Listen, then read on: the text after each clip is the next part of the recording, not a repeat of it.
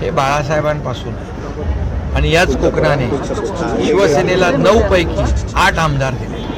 त्यामुळे कोकण हा शिवसेनेचा बालेकिल्ला आहे आणि शिवसेना आणि कोकण हे कधी वेगळं होऊ शकत नाही. या सावंतवाडीमध्ये दीपक केसरकर साहेबांनी जे काम केलेलं आहे त्यांचं काम बोलतंय आणि म्हणून त्यांना 4 वेळा या मतदारसंघातून निवडून दिलेलं आहे. आणि म्हणून आज जेवढ्या सभा झाल्या त्या ठिकाणी उत्स्फूर्त असा प्रतिसाद ज्या लाडक्या बहिणींचा प्रचंड होता, लाडक्या भावांचा होता, त्याने निश्चय केलेला आहे की यावेळेस शिवसेनेलाच निवडून द्यायचं. कारण शिवसेना विकास करते, शिवसेना दिलेला शब्द पाळते, शिवसेना मूलभूत सोयीसुविधा ज्या आहेत त्या शहराला आकार देण्याचं काम, त्या शहराची प्रगती करण्याचं काम, शहराचा विकास करण्याचं काम शिवसेना करते हा विश्वास आहे. आणि त्यामुळे प्रचंड असा मोठा प्रतिसाद लोकांचा शिवसेनेला मिळतो. शिंदेसाहेब, स्थानिक स्वराज्य संस्थांच्या निवडणुकीत सिंधुदुर्गात शिवसेना विरुद्ध भाजप असा सामना असताना स्थानिक तुमच्या नेत्यांकडून, आमदारांकडून असा थेट आरोप होते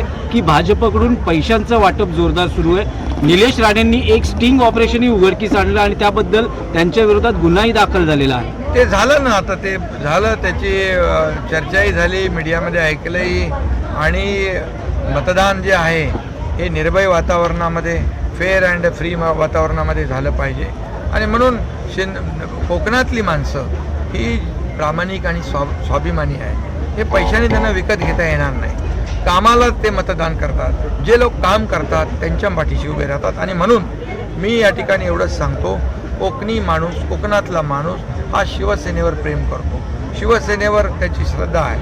आणि म्हणून या स्थानिक स्वराज्य संस्था जसं विधानसभेत 100% रिझल्ट शिवसेनेला दिला, तसा स्थानिक स्वराज्य संस्थेमध्ये देखील शिवसेनेच्या पाठीस कोकणातले, सिंधुदुर्गातले लोक राहतात.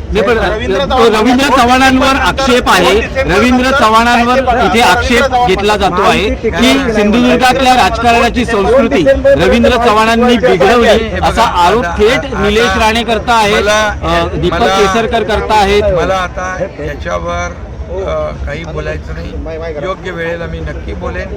पण युतीबद्दल जर म्हणाल तर ही युती ही काल परवाची नाही आहे.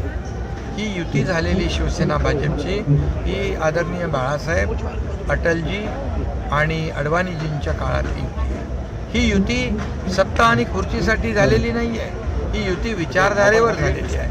ही युती विचारधारा आणि एका विचारांवर झालेली आहे. आणि त्यामुळे ही युती फार वेगळी युती आहे. आज आदरणीय देशाचे प्रधानमंत्री नरेंद्र मोदीजी NDA पुढे घेऊन जात आहेत. NDAमध्ये शिवसेना महत्त्वाचा घटक आहे. आणि म्हणून या ठिकाणी प्रधानमंत्री देखील देश पुढे घेऊन जात आहेत. आम्हाला त्याचा अभिमान आहे.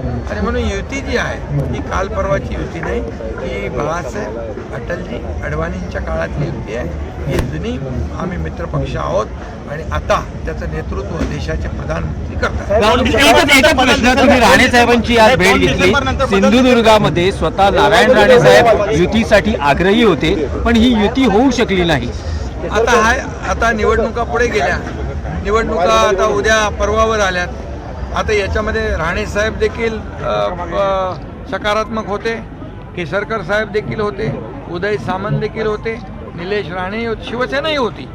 शिवसेना महायुती व्हावी म्हणून होती. आता काही ठिकाणी युती झाली, काही ठिकाणी झाली नाही. पण त्यामुळे का नाही होऊ शकली? आता झाली नाही. आता त्याच्यामध्ये मला जायचं नाही आहे.